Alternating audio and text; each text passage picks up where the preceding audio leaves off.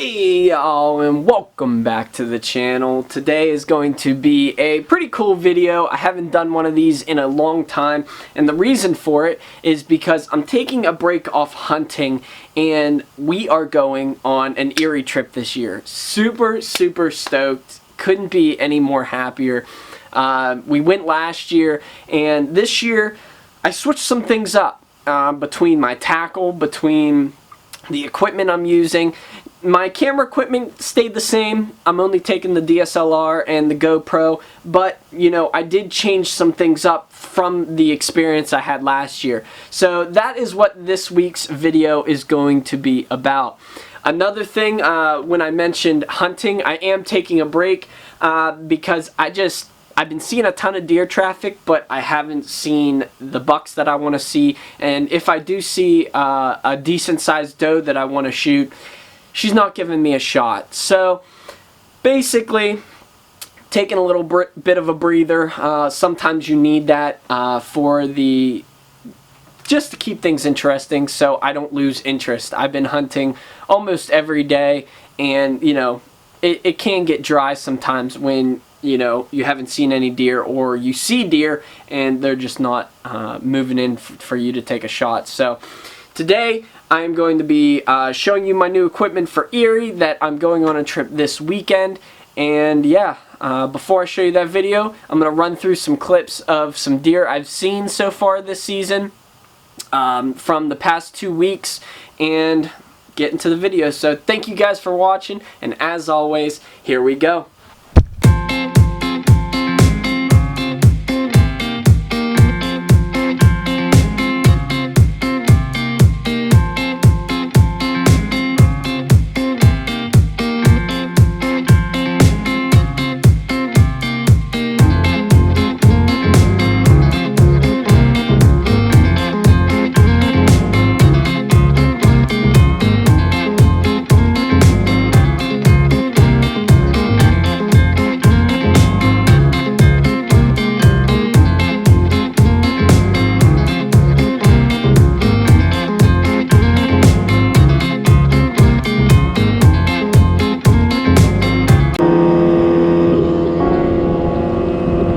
Oh my god, this is a big boy. Oh! Who would have freaking thought?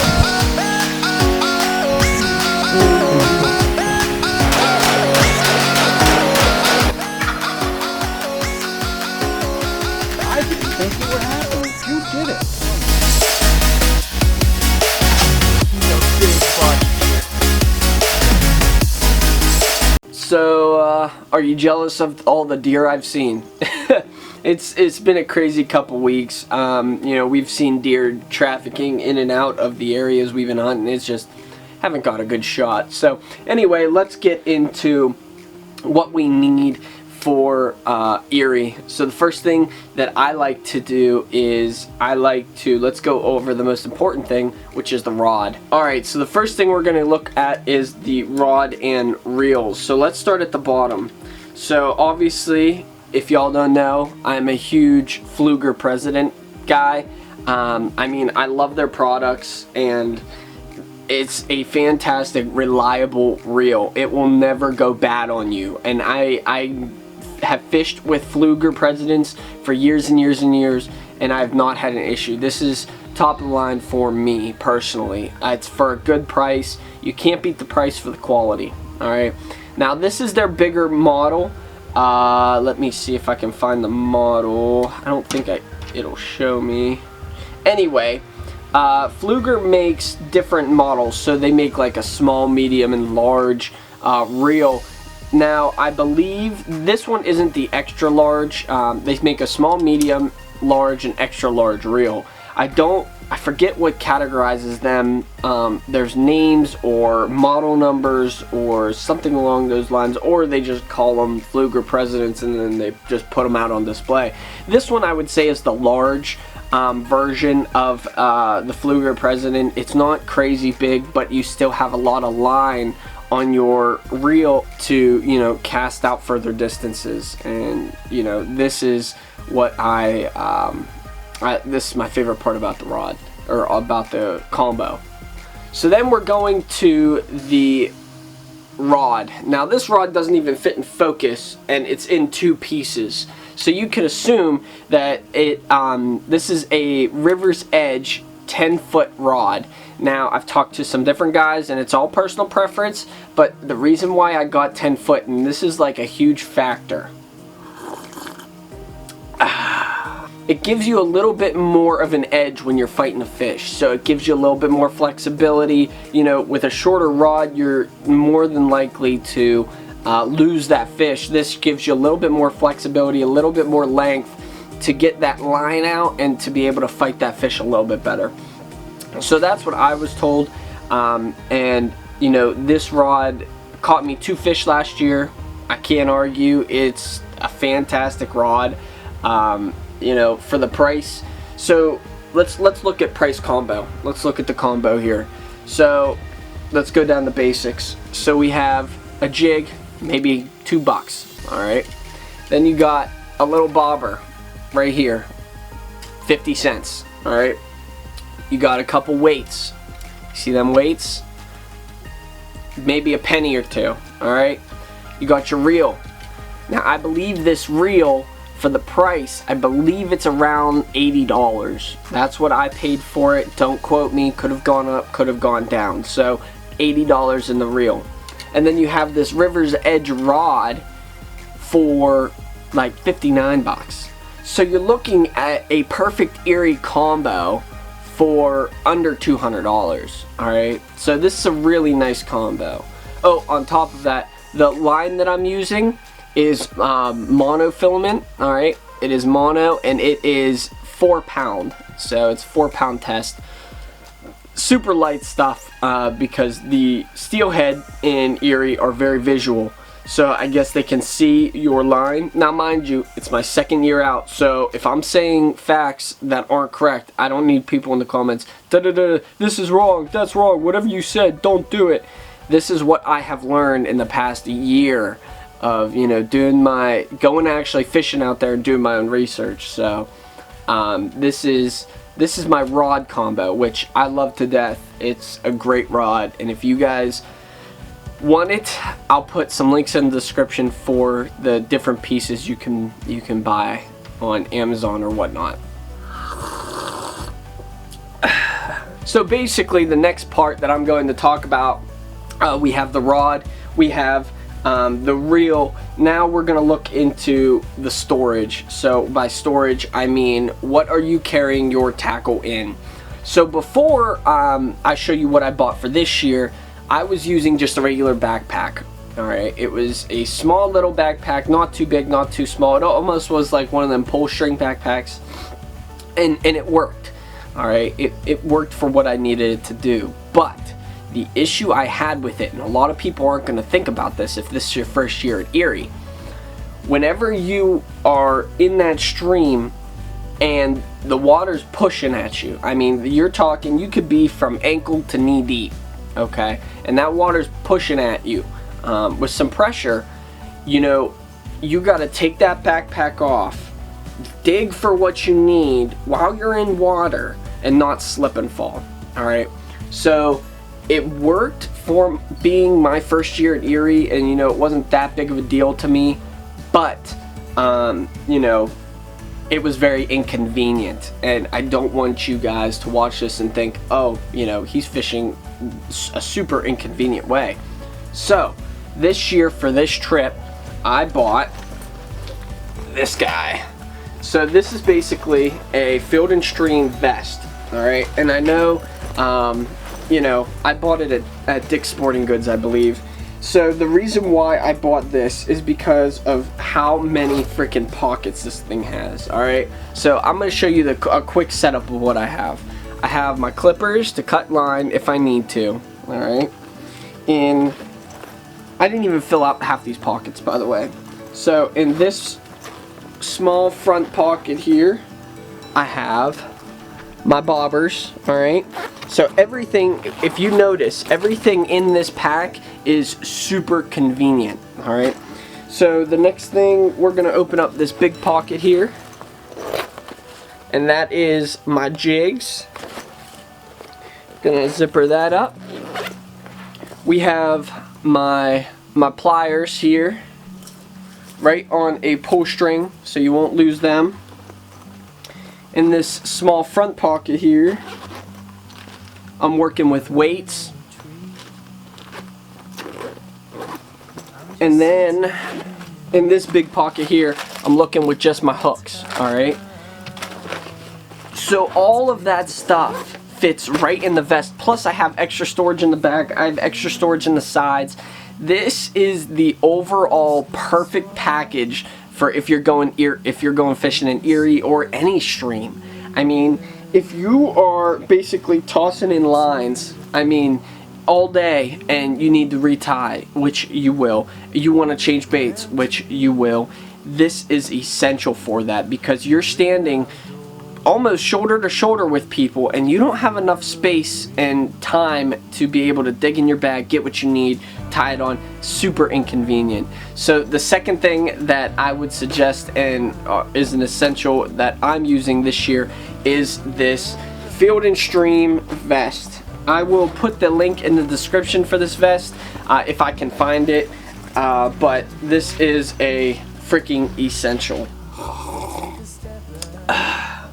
Alright, so I guess one of the most important, or the most important thing you need in Erie is waders. Alright, I personally love chest waders that have the boot already in the wader. Alright, they're already attached.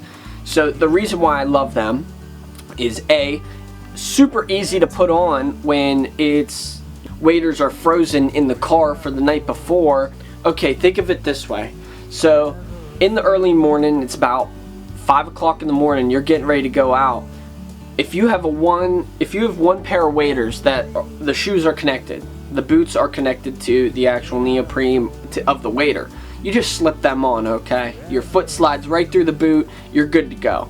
Now, if your shoes are separate from the waders, and say you left them in the car the previous night because you were so tired of, you weren't even thinking, you can literally, your laces will freeze and you will not be able to tie your shoes. Trust me, Tyler did that last year and we learned a lesson, a really good lesson.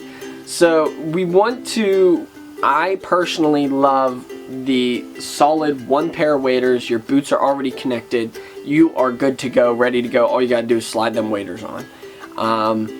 Another thing is I like a mid to range insulation. So even if it's super hot, you could take layers off. I usually fish with 200 to 800 grams of thinsulation depending on how cold it is. So this weekend it's not looking too bad, so I'll probably take the 200 gram thinsulation waders, but you never know, I might just take the 800 just in case. It can get cold up there. So waders are a huge thing. The waders that I use are, I'll put them up right now. I'll put a pair up right here, pair up right here, and a pair up right here. I use really thin waders in the summertime, obviously.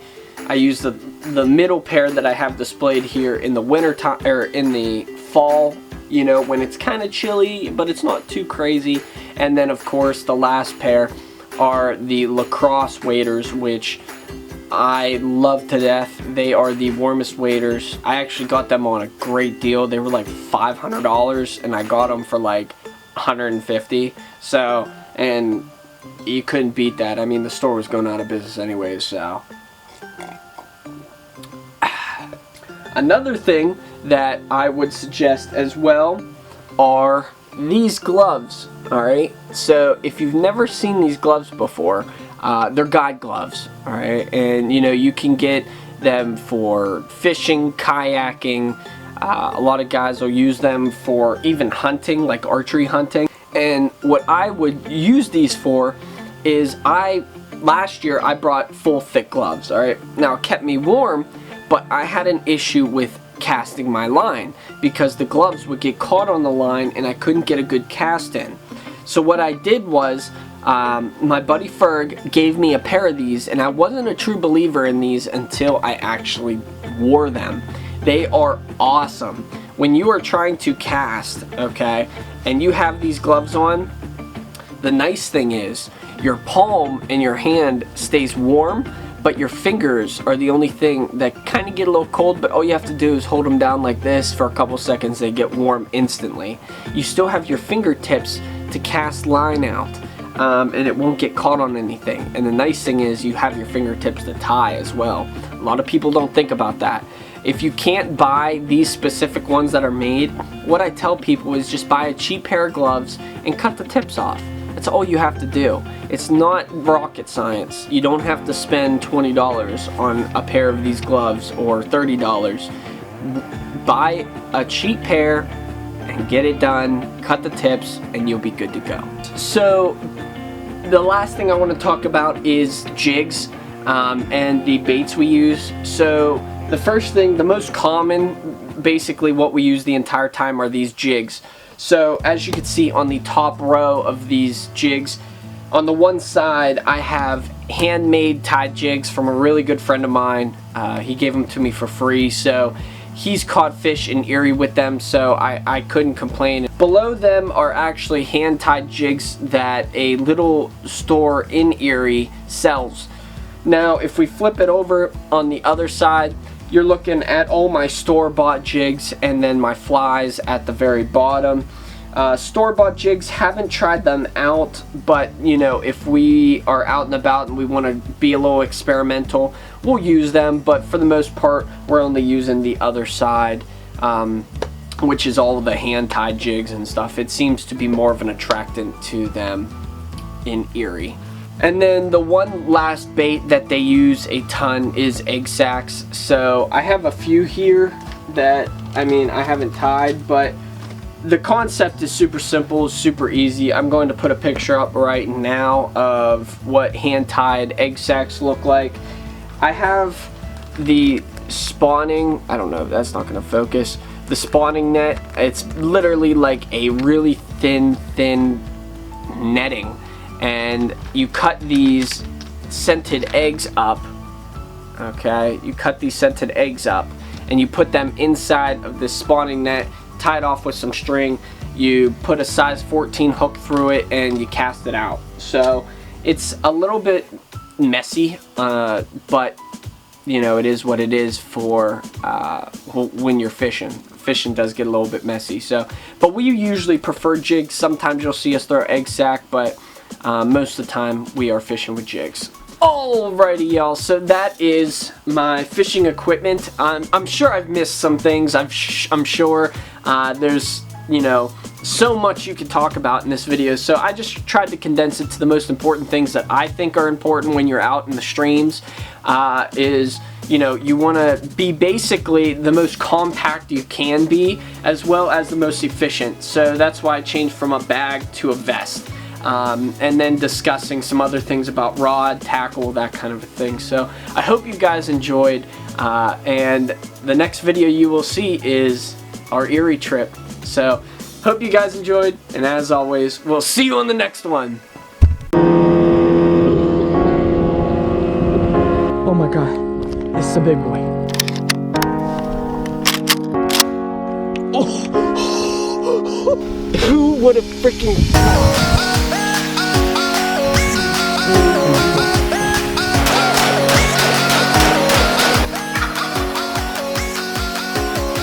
I didn't think you were having